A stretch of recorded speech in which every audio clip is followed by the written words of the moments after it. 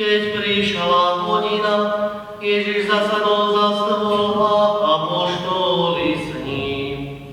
Tu im povedal: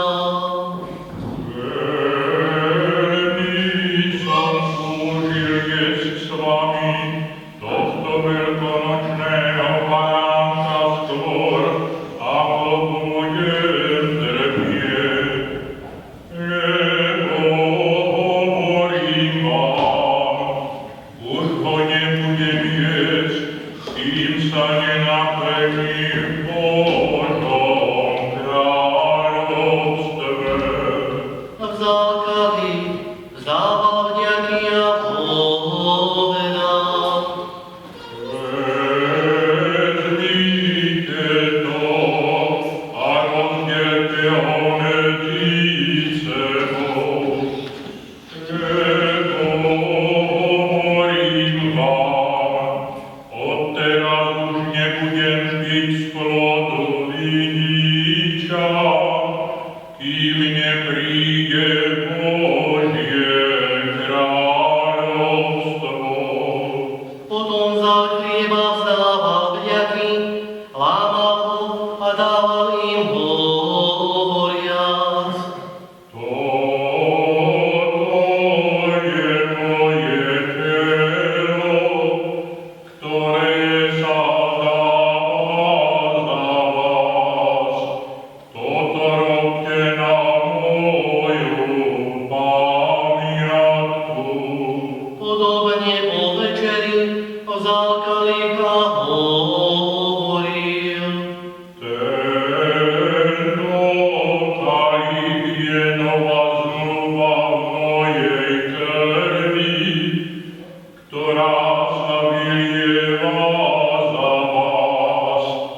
A hľa, ruka môjho zradcu je so mnou na stole. Syn človeka síce ide, ako je určené, ale beda človekovi, ktorý zrádza. A oni sa začali jeden druhého vypytovať, kto z nich by to mohol urobiť. Vznikol medzi nimi aj spor, kto je z nich asi najväčší. Povedal im: Králi národov panujú nad nami, a tí, čo majú nad nimi moc, volajú sa dobrodincami. Ale vy nie tak. Kto je medzi vami najväčší, nech je ako najmenší, a vodca ako služobník. Veď kto je väčší? Ten, čo sedí za stolom, či ten, čo obsluhuje? Nie ten, čo sedí za stolom. A ja som medzi vami ako ten, čo obsluhuje.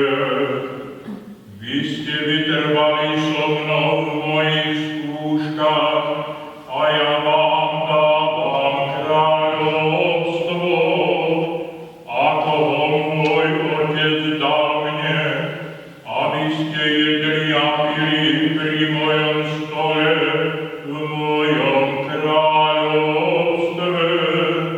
Sedeli na trónoch a súdili 12 kmeňov Izraela. Šimon, Šimon, hľa Satan si vás vyžiadal, aby vás preosial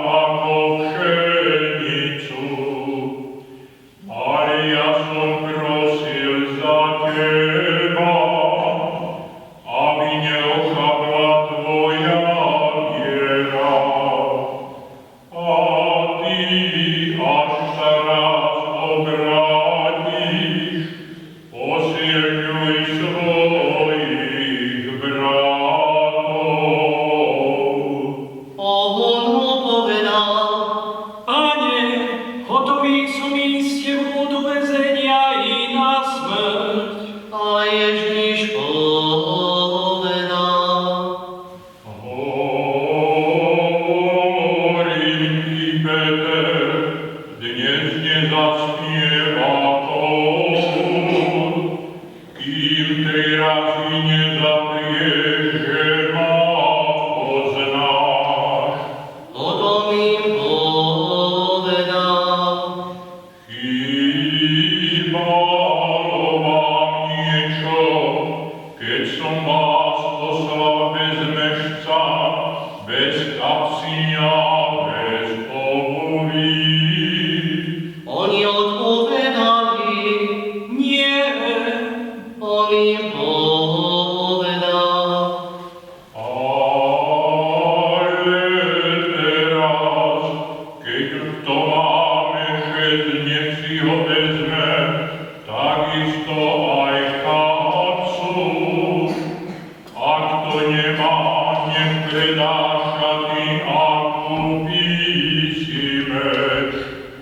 Lebo hovorím vám, musí sa na mne splniť, čo je napísané. Započítali ho medzi zločincov, lebo sa naplňa o mne všetko. Oni hovorili: Pane, pozri, tu sú 2 meče. On im povedal: Stačí. Potom vyšiel von, ako zvyčajne šiel na Olivovú horu, a učeníci išli za ním. Keď prišiel na miesto, povedal im: Modlite sa, aby ste neprišli do pokušenia. Sám sa od nich zjavil asi toľko, čo by kameňom dohodil, kľakol si a modlil sa. Oče, ak chceš, vezmi odo mňa tento kalich, no nie moja vôľa, ale tvoja nech sa stane. Tu sa mu zjavil anjel z neba a posilňoval ho. A on sa v smrteľnej úzkosti ešte vrúcenejšie modlil, pričom podstekal na zem ako kvapky krvi. Keď stal od modlitby a vrátil sa k učeníkom, našiel ich spať od zármutku i povedal im: Čo spíte? Vstaňte, modlite sa, aby ste neprišli do pokušenia. Kým ešte hovoril, zjavil sa zástup a pred nimi šiel jeden z 12, ktorý sa volal Judáš. Priblížil sa k Ježišovi, aby ho poboskal. Ježiš mu však povedal: Judáš, boskom zrádzaš Syna človeka.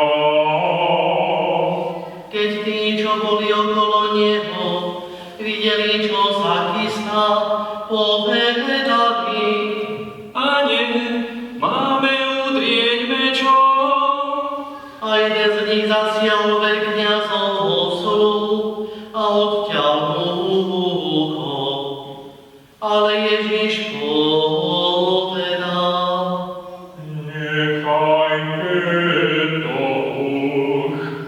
I dotkol sa mu ucha a uzdravil ho.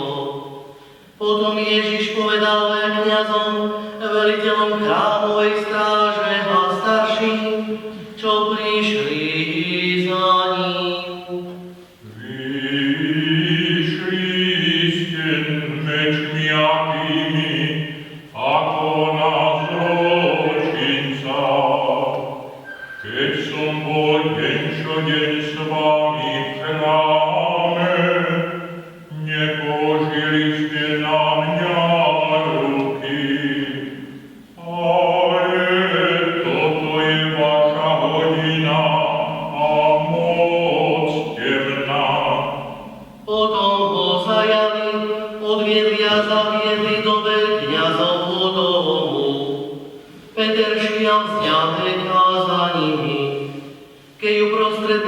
kráľovia rozložili oheň a posadali si okolo neho, Peter si sadol medzi nich. Ako tak sedel pri svetle, všimla si ho ktorási z lúžka, zahľadila sa na ňo a povedala, Aj tento bol s ním, ale on ho zaprel. žena, nepoznám ho. O chvíľu si ho všimol iný a povedal, Aj ty si z ním, Peter odpovedal, človeče, nie som. a keď prešla asi hodina, kto si iný tvrdil, Veru, aj tento bol s ním, veď je aj Galilejčan. Peter povedal, Človeče, neviem, čo hovorí. a v tom, kým ešte hovoril, zaspieval Bohu. Vtedy sa Pán obrátil a pozrel sa na Petra, a Peter sa rozpamätal na Pánovo slovo, ako mu povedal, skôr ako dnes koho zaspievam, 3 razy ma zaprieš. Vyšiel von a horko sa rozplakal. Muži, ktorí Ježiša strážili, posmievali sa mu a bili ho. Zakryli ho a vypýtovali sa ho. Prorokuj, hádaj, kto ťa udrel. A ešte všelijako ináč sa mu rúhali. Keď sa rozhodnilo, zišli sa starší ľudu, veľkňazi a zákonníci, predviedli ho pred svoju radu a hovorili mu, Ak si Mesiáš, povedz nám to. on im odvetil. Aj keď vám to poviem, neuveríte. A keď sa opýtam, neodpoviete mi. Ale odteraz bude Syn človeka sedieť po pravici Božej moci. Tu povedali všetci, Si teda Boží syn. on im povedal. Vy sami hovoríte, že som. Oni povedali, Na čo ešte potrebujeme svedectvo? Veď sme to sami počuli z jeho úst. tu celé zhromaždenie stalo, odviedli ho k Pilátovi a začali naňho žalovať. Tohoto sme pristihli, ako rozvracia náš národ, zakazuje platiť dane cisárovi a tvrdí o sebe, že je Mesiáš kráľ. Pilát sa ho spýtal, Si židovský kráľ. on odpovedal. Sám to hovoríš. Pilát povedal veľkňazom a zástupom, Ja nenachádzam nejakú vinu na tomto človekovi. ale oni naliehali, Poburuje ľud a učí po celej Judei, počnúc od Galilei až sem. len čo to Pilát počul, opýtal sa, či je ten človek Galilejčan. A keď sa dozvedel, že podľa Herodesovej právomoci poslal ho k Herodesovi, lebo aj on bol v tých dňoch v Jeruzaleme. Keď Herodes uvidel Ježiša, veľmi sa zaradoval. Už dávno ho túžil vidieť, lebo o ňom počul a dúfal, že ho uvidí urobiť nejaký zázrak. Mnoho sa ho vypytoval, ale on mu na nič neodpovedal. Stáli tam aj veľkňazi a zákonníci a nástojčivo naň žalovali. Ale Herodes so svojimi vojakmi ním opovrhol, urobil si z neho posmech, dal ho obliecť do bielých šiat a poslal ho nazad k Pilátovi. V ten deň sa Herodes a Pilát spriatelili, lebo predtým žili v nepriateľstve.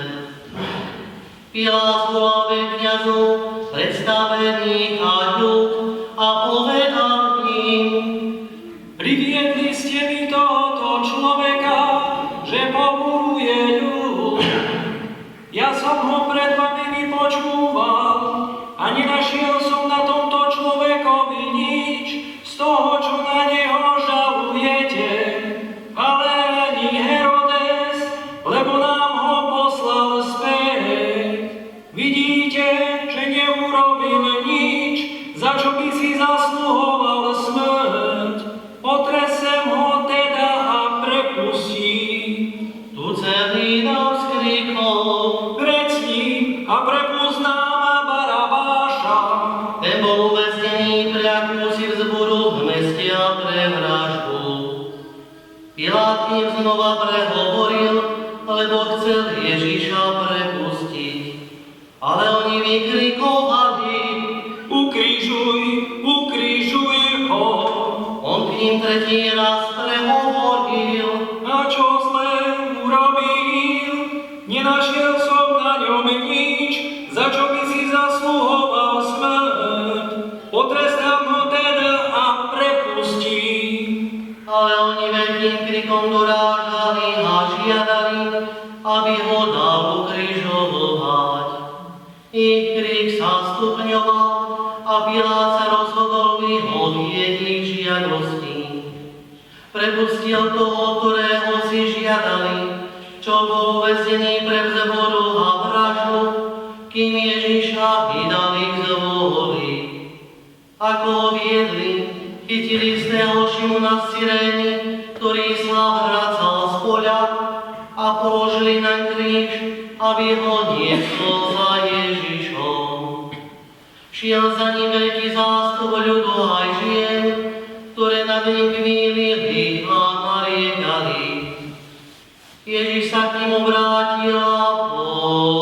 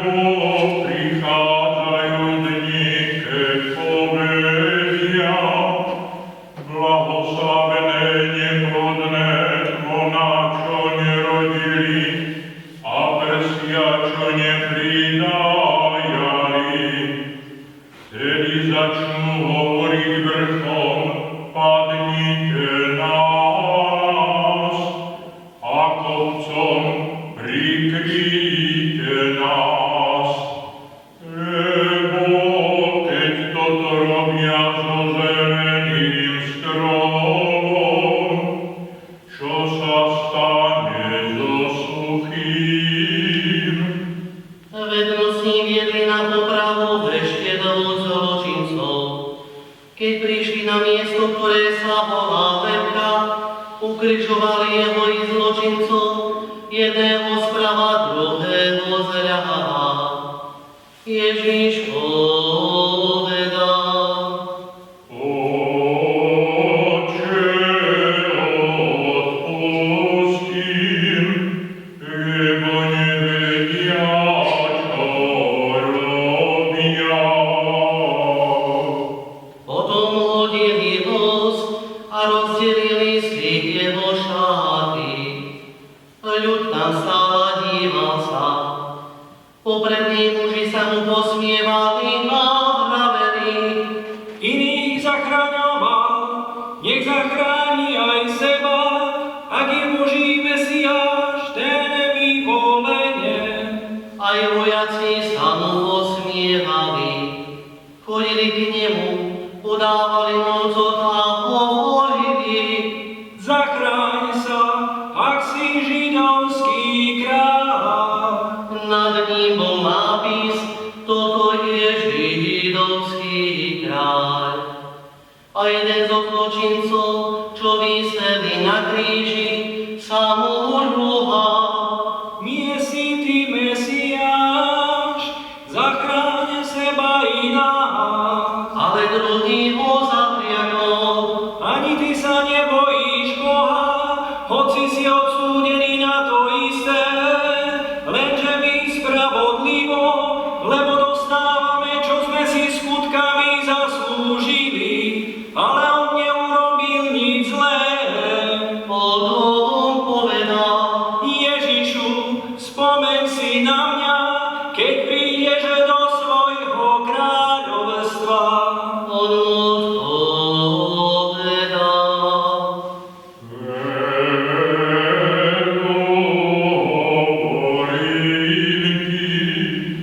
Dnes budeš so mnou v ráji. Bolo už okolo 12. hodiny a nastala tma po celej zemi až do 3. hodiny popoludní. Slnko sa zatmelo, chrámová opona sa roztrhla na poli a Ježiš zavolal mocným hlasom: Oče, do tvojich rúk porúčam svojho ducha. Po tých slovách vydýchol.